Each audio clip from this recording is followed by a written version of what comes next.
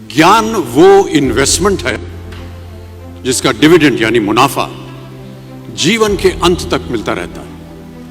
मैं ऐसा मानता हूं कि एक सामान्य जिंदगी जीने के लिए इंसान को रोटी कपड़ा और मकान के अलावा अगर किसी चीज की सबसे ज्यादा जरूरत होती है तो वो है शिक्षा, एजुकेशन।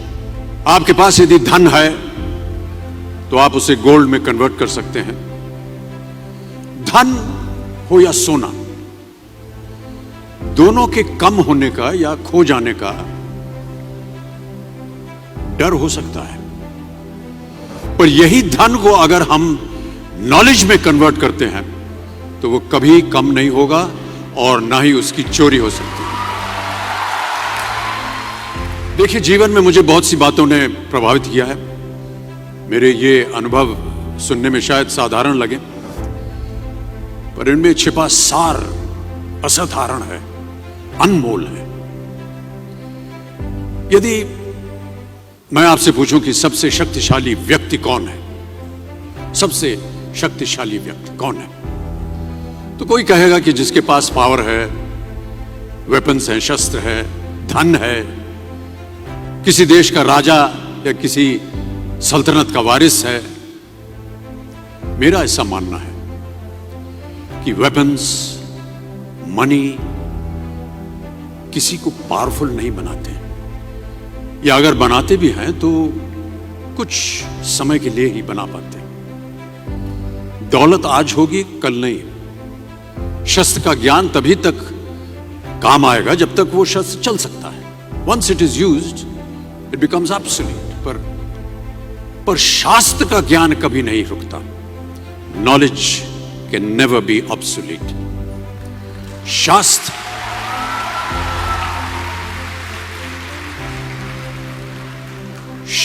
ज्ञान शस्त्र ज्ञान से ज्यादा असरदार, प्रभावशाली और शक्तिशाली होता है।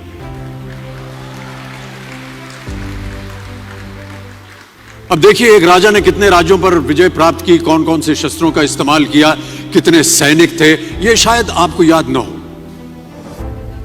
पर जीरो की खोज किसने की,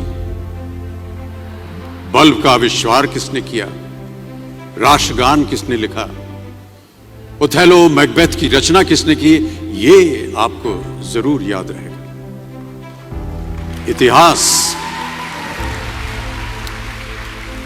इतिहास गवाह है कि एक राजा अपनी शक्ति के बल पर केवल वहीं तक पूजा जाता है जहां तक उसका साम्राज्य फैला होता है। वो केवल अपनी प्रजा का प्रिय होता है। पर अपने ज्ञान की कीर्ति फैलाने वाले Albert Einstein, William Shakespeare, Rabindranath Tagore सिर्फ अपनी जन्मभूमि में ही नहीं बल्कि पूरे विश्व में पूजे जाते हैं। संपूर्ण मानव जाति के लिए वो प्रेरणा स्रोत बनते हैं। ज्ञान का धनी व्यक्ति हमेशा ही सम्मान और आदर योग्य होता है, क्योंकि ज्ञान वो कवच है, वो शील्ड है जो आपके जीवन में आने वाली कठिनाइयों से आपकी रक्षा करेगा। फिर किसी भी शस्त्र की आपको आवश्यकता नहीं होगी। दो चीजें इंसान यदि अपने जीवन में एक बार सीख लेता है तो वो उसे कभी भूलता नहीं। एक है तैरना, स्विमिंग, दूसरा है साइकिल चलाना। सालों बाद भी अगर आप इन क्रियाओं को करेंगे तो कभी भी इस बात की चिंता नहीं होगी कि आपको स्विमिंग करना या साइकिल चलाना याद है कि नहीं। You will confidently do it.